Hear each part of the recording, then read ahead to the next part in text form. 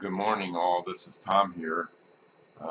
My new engine, I got consisted with the other one, and took a while to get the engines to run pretty close to each other.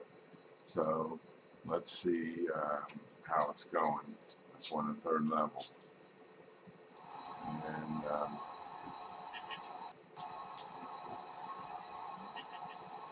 I got a little sunlight coming through the window. It's a little blurry on this side over on the left. And there it is. There's the two engines coming around.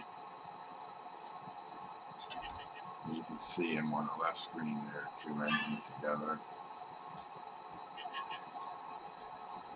You can go just strictly to the third level back. See them running over there.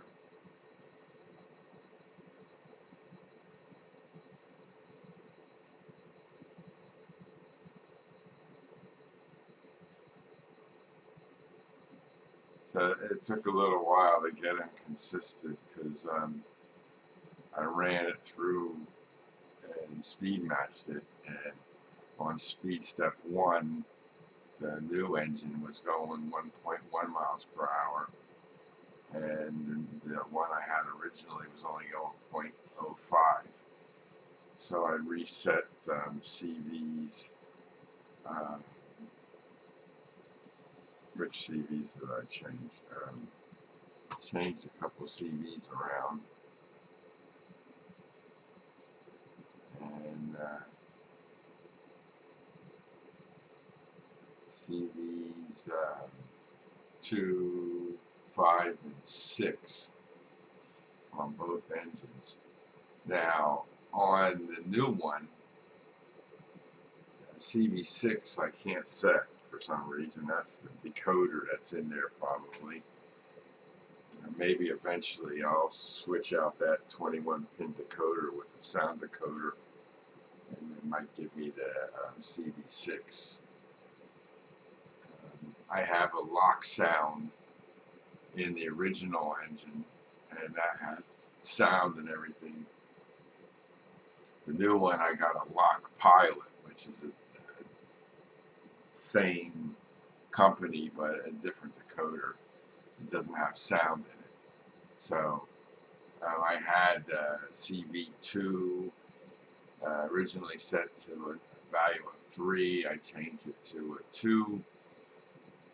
CV5, which is the top end speed, was 255. I changed that to 69, which equals about 40 miles per hour, which is the top speed I want my trains going.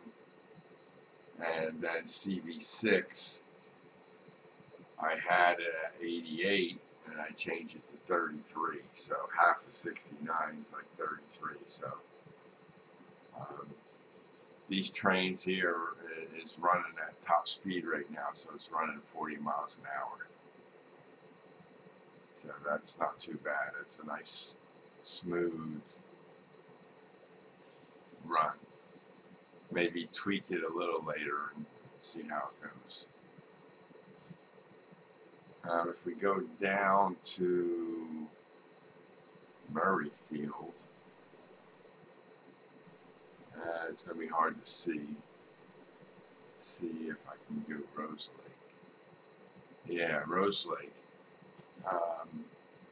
The other day I was telling you I have the end of train cars. That's that one right there.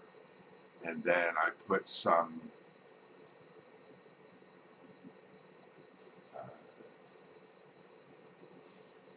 debris in this car here. This looks like metal pieces. And then this other car here, I put coal in.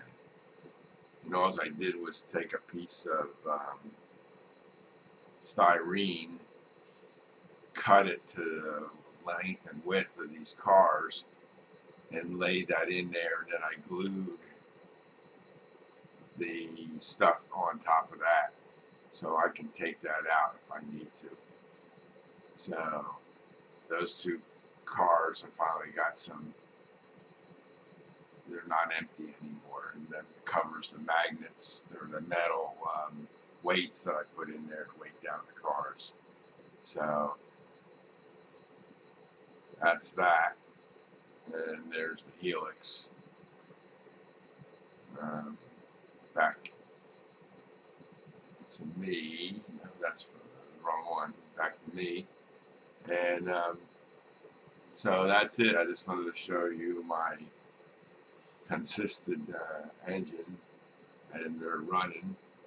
They've been running for a half an hour now, no problem. And I'm going to eventually set all 5. I got 5 trains now,